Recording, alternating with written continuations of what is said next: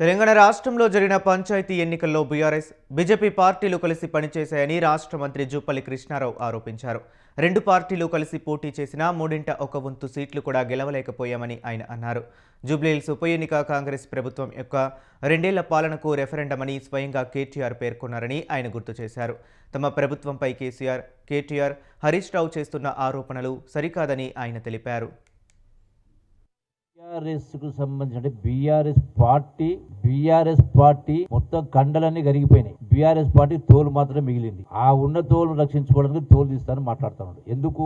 మొన్న జరిగినటువంటి జూబ్లీహిల్స్ ఉప ఎన్నికలో కేటీఆర్ ఏం మాట్లాడిండు? జూబ్లీహిల్స్ ఉప ఎన్నిక రెఫరెండం అన్నాడు. 2 సంవత్సరాల కాంగ్రెస్ పరిపాలనకు, రేవంత్ రెడ్డి పరిపాలనకు రెఫరెండం అన్నాడు. అంటే ప్రజలు ఆ ప్రజాభిప్రాయం చెప్పబోతా ఉన్నారు, ప్రజల తీర్పు చెప్పబోతా ఉన్నారు. సో ప్రజలు తీర్పు చెప్పిండ్రు. అంటే స్పష్టంగా కేటీఆర్, హరీష్ రావు చేస్తున్నటువంటి తప్పుడు ఆరోపణలు చెప్పని ప్రజలు తీర్పు ఇచ్చారు. మళ్ళీ గడిచిన 2-3 రోజుల కింద జరిగినటువంటి స్థానిక సంస్థ సర్పంచ్ ఎన్నికల్లో కూడా బీఆర్ఎస్ పార్టీ, బీజేపీ పార్టీ రెండు కలిసి పోటీ చేసినా కూడా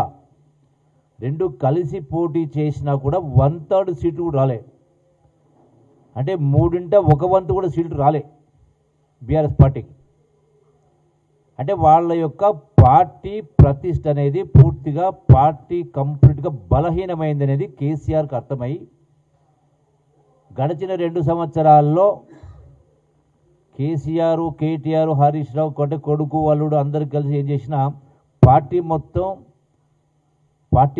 దిగజారిపోతూ ఉంది. పార్టీ ప్రతి దిగజారిపోతూ ఉంది.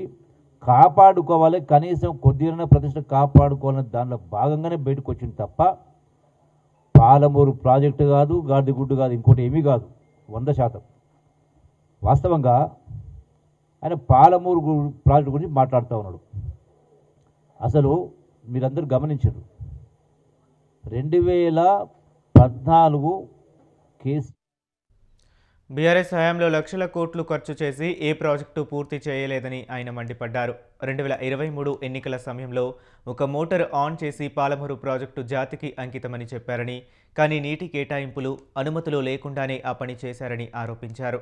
పర్యావరణ అనుమతులు తీసుకుంటేనే తెలంగాణ నీళ్లు తెలంగాణ వాడుకునే పరిస్థితి ఉంటుందని ఆయన పేర్కొన్నారు. 2015లో పాలమూరు ప్రాజెక్టును కుర్చీ వేసుకుని కట్టిస్తా, పూర్తి చేస్తానని మాట్లాడాడు. మరి 2014 నుంచి 2023 దాకా సుమారుగా 10 సంవత్సరాల కాలం పాటు పరిపాలన చేసిన తర్వాత, రాష్ట్రంలో 8 లక్షల కోట్ల అప్పు చేసిన తర్వాత కూడా ఎక్కడ కూడా ఒక ఎకరానికి నీళ్లు ఇవ్వకపోగా, మెయిన్ కెనాల్స్ కూడా పూర్తి కాకపోగా, అసలు పొలాలకు నీళ్లు ఇవ్వాలంటే కాలువలు మంజూరు కావాలి, మెయిన్ కాలువలు మంజూరు కావాలి, డిస్ట్రిబ్యూటర్స్ మంజూరు కావాలి, మైనర్స్ కావాలి, సబ్ మైనర్స్ కావాలి. అసలు వీటి శాంక్షనే లేదు.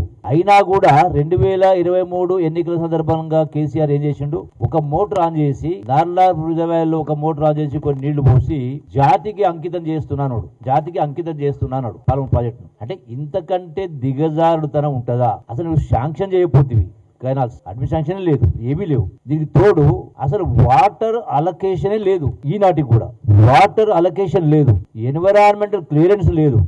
ఏది లేకుండా ఇలా పాలమూరు ప్రాజెక్టును ఈ ప్రభుత్వం పట్టించుకోవట్లేదు, డిపిఆర్ ఏదో రిజెక్ట్ అయింది అని మాట్లాడుతున్నారు. 2015లో పాలమూరు ప్రాజెక్టును కుర్చీ వేసుకుని కట్టిస్తా, పూర్తి చేస్తా అని మాట్లాడాడు. మరి 2014 నుంచి 2023